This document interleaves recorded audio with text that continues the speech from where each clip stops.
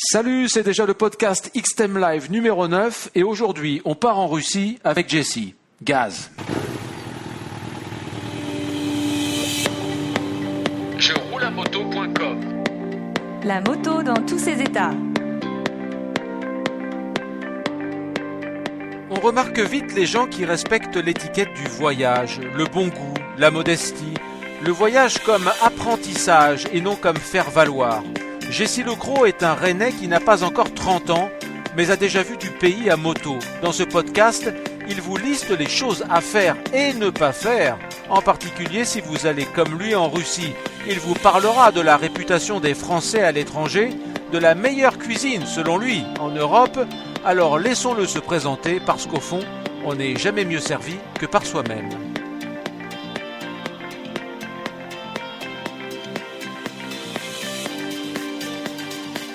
Donc je m'appelle Jessie, j'ai 29 ans, je roule actuellement sur une KTM 990 Adventure.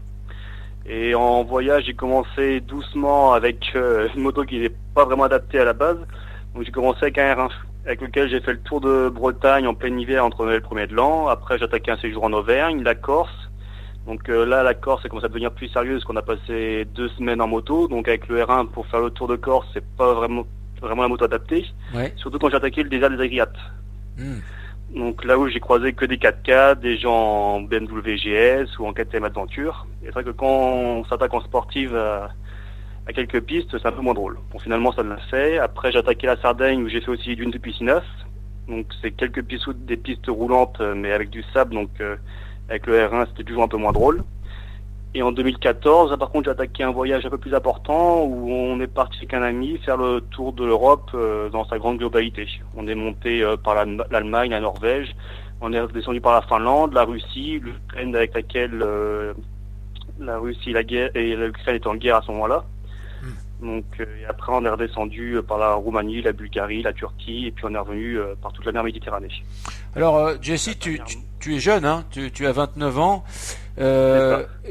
Qu'est-ce qui t'a poussé à sortir de chez toi et à visiter le monde qui t'entoure? Certes, aujourd'hui, le voyage est devenu une mode. On a l'impression qu'il faut toujours bouger. Mais déjà, pourquoi tu as choisi de voyager à moto quand d'autres le font ou en voiture ou à pied ou à vélo? Et quel est au fond de toi ce besoin? Est-ce que tu l'as identifié? Alors ça, là, c'est des bonnes questions. Après, pour l'envie de voyager en moto, c'est que j'adore la liberté et je trouve qu'on ressent les odeurs en moto contrairement à une voiture. Les différences de température, de chaleur. Après, on vit la météo aussi. Parce que, bon, quand il pleut, quand il fait froid, faut le subir aussi un peu, mais ça fait partie du voyage et de l'aventure. Je cherche principalement l'aventure, les variations de paysages sont très importantes et après ce que j'aime bien observer c'est les différences de vie, de mode de vie des gens. Et j'adore rencontrer les personnes, surtout où c'est vraiment reculé et que les gens sont vraiment entre guillemets typiques, quoi. Comme là je reviens intérieurement du Sri Lanka et c'est vrai que dans les montagnes, même si on se comprenait pas, les rencontres étaient toujours très sympas. Alors, est-ce qu'il y a une différence dans la façon dont les gens se comportent avec un motard par rapport à quelqu'un qui circule autrement? Est-ce que tu crois qu'il y a davantage de proximité? Ah oui, je pense. Les gens viennent plus facilement pour discuter. On avait eu le cas pendant le Tour d'Europe en Moldavie, où au moment de passer la frontière, les douaniers demandent à monter sur les motos, où ils commencent à comparer les deux motos entre la GS que mon ami avait et du coup ma KTM Adventure, les pour et les contre de telle ou telle moto, ils montent dessus pour se prendre en photo, et même dans certains pays où les prend sur le bord des routes pour qu'on retape dans les mains, c'est vrai que ça facilite le dialogue, je trouve. Alors, toi, tu as déjà donc pas mal voyagé. Si tu dois sortir de ta mémoire un très bon souvenir et un très mauvais souvenir, est-ce qu'il y a quelque chose qui te vient immédiatement à l'esprit? Très bon souvenir, la rencontre avec un pompiste en Russie. Donc on était en Russie juste pour faire le plein des motos. C'est vrai qu'en Russie, c'est des très grandes étendues, on peut faire des centaines de kilomètres sans croiser grand monde hormis les petits villages. Et puis là, on s'arrête pour faire le plein, puis on tombe sur un Russe d'une 50aine d'années, et puis qui vient nous taper à 18 pendant qu'il nous fait le plein. Enfin, il tape la discute, mais bon, il parlait que russe, et nous on parlait que un petit peu anglais et français, donc un peu limité. Mais c'est vrai que c'était marrant, du coup on s'est retrouvé à parler foot avec Zidane, un tout petit peu de politique, mais juste avec quelques grandes lignes et puis avec des gestes, quoi. Mais c'est vrai que j'avais trouvé ça à ce moment-là très sympa, quoi. Quelle est la réputation de la France ou des Français quand on voyage? Comment on est vu jusqu'à présent? Bah, jusqu'à présent, pour tous les pays que j'ai fait, c'est vrai qu'on a toujours été très bien reçus, hein. De ce côté-là, j'ai pas à me plaindre niveau réputation. C'est vrai qu'on pourtant on joue d'une mauvaise réputation à ce qui paraît, mais je l'ai pas ressenti en tout cas. Les gens ont toujours été accueillants, on a discuté quand on a pu, sans aucun problème, hein. Et toi, en quoi tu changes? Parce que le Français qui voyage est quand même une personne intéressante, parce qu'on a un fond culturel en France quand même important, et quand on s'ouvre l'esprit en allant ailleurs, on devient justement une personne ouverte sur le monde et intéressante.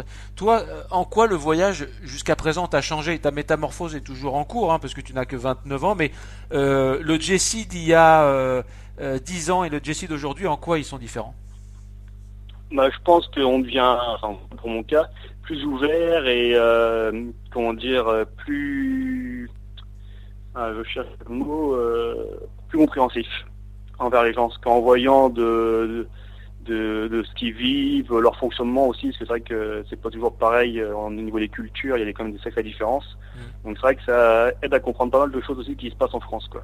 Et aussi c'est marrant de voir des fois ce qui est raconté par les médias en France ou ce qui est raconté par les médias à l'étranger, ou comment les choses sont vues de l'étranger aussi. Ça c'est sympa des fois. T'as un exemple en tête là pour rendre les choses plus précises? À quoi tu Bah, penses? par exemple, quand en 2014 on a fait le tour de l'Europe du coup et que entre la Russie et l'Ukraine il y avait pas mal de tensions.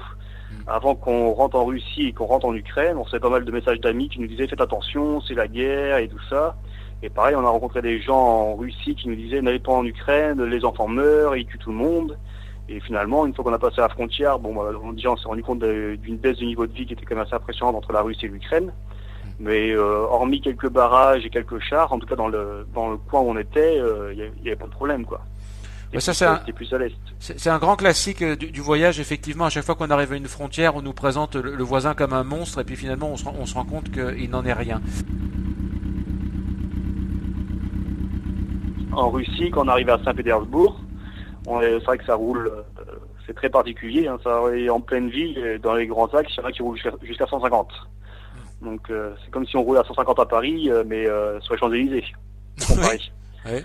Donc c'est vrai que ça peut être bizarre. Puis on arrive à une avenue, puis je crois la KTM, j'avais des baisses de régime, Calais, Char des Marais, Calais sans arrêt. Et à un moment, le feu est ouvert, mon pote avec la GS part, et sauf que moi, impossible de redémarrer. Mais sauf que j'étais au milieu de l'avenue pour tourner à gauche, donc il a fallu que je retraverse 3 voies en plus sur la moto qui était chargée, monter un trottoir. Donc il faisait hyper chaud, donc c'était un peu compliqué. Et puis là, il y a des Russes qui arrivent, et puis qu'on venait juste de rentrer en Russie, donc c'est vrai qu'on a nos a priori, un petit peu, en tout cas pour moi c'était le cas, avec des Russes un peu rustres et bruts, et du coup qui me parlent que en russe. Alors déjà que j'avais chaud, mon pote était parti, je sais pas où il était, je sais pas s'il avait vu que j'étais à l'arrêt. Alors je me suis dit, pour se retrouver, ça va être la galère. Et finalement, les Russes, après, ont cherché des gens qui parlaient anglais, et finalement m'ont aidé comme ils pouvaient. Donc finalement, ça s'est bien fini. Personnellement, je cherche à ce que la moto soit la plus légère possible, donc j'emmène le moins possible de bagages. Mais bon, en bagage en même temps, on a vite fait le tour, parce que comme on porte tout le temps les vêtements de moto, donc déjà, ça limite le choix. Mais après, tout ce qui est t-shirt, chaussettes, pantalons, je me limite à peu près à trois exemplaires de chaque. Après, j'utilise un téléphone pour mon GPS. Quand je peux, j'amène une carte papier aussi, parce que des fois, ça peut servir. Oui. Parce que dans certains pays, comme en Russie, on a eu beaucoup de mal avec les GPS, donc c'était un sacré problème.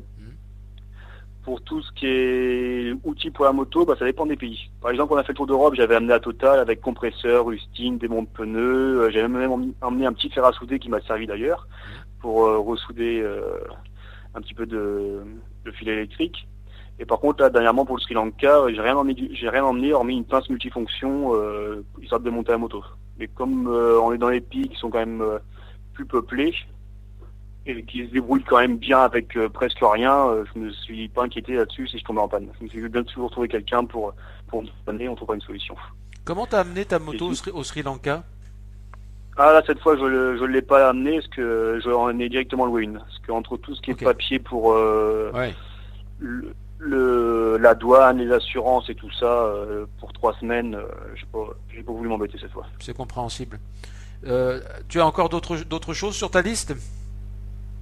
Se renseigner sur les niveaux de vie du pays, ça peut être bien utile. Parce que par exemple, pour les prix du carburant, quand on est rentré en Russie, on devait dû payer le carburant 70 centimes d'euros le litre. Alors qu'en sortant de Finlande, on payait quasiment 2 euros. Bon, Oui. c'est des petites économies, mais ça peut toujours rendre service. Ouais. Et aussi, bien faire attention au permis international quand il est reconnu. Sri Lanka, par exemple, le permis international n'est pas reconnu, même s'il est toléré. Donc à ce moment-là, il faut faire une demande spéciale. Et surtout, moi, c'est les assurances. Parce que dans certains pays, on n'est pas forcément couvert par assurance.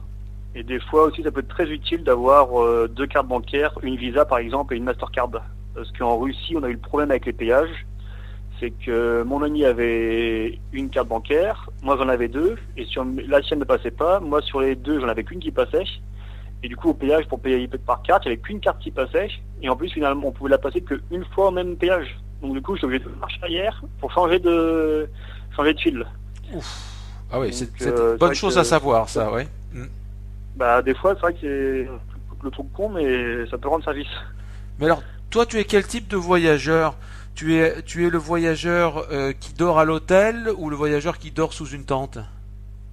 Ah, si je peux voyager dans une tente, je préfère. Moins, entre guillemets, moins je vois de monde et plus je suis proche de la nature, avec des belles vues, plus ça me plaît. Ah. Plus il y a des pistes, je cherche vraiment la nature. C'est vrai que même si j'aime bien visiter les villes et la culture aussi, parce qu'il y a des choses intéressantes à voir, mais c'est surtout les paysages qui m'intéressent. Les paysages et puis les locaux.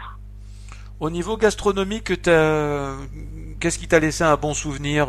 T'as visité beaucoup de pays où tu as trouvé au fond la cuisine qui te plaisait le plus? En Ukraine, on avait pas mal mangé, on avait même plutôt bien mangé. Par contre, je sais plus quoi, mais je sais qu'on avait bien mangé. Ça devait être Sri Lanka, nourrissant, par contre, non? Ça devait être nourrissant, j'imagine. Mais je me rappelle même plus. Je me rappelle Oh. parce que j'avais pris des notes sur les pays, donc je sais que j'avais noté ça comme quoi on avait bien mangé, donc c'est que ça devait être le cas. Ouais. Mais c'est vrai qu'avec ça fait déjà 3 ans, donc j'ai oublié.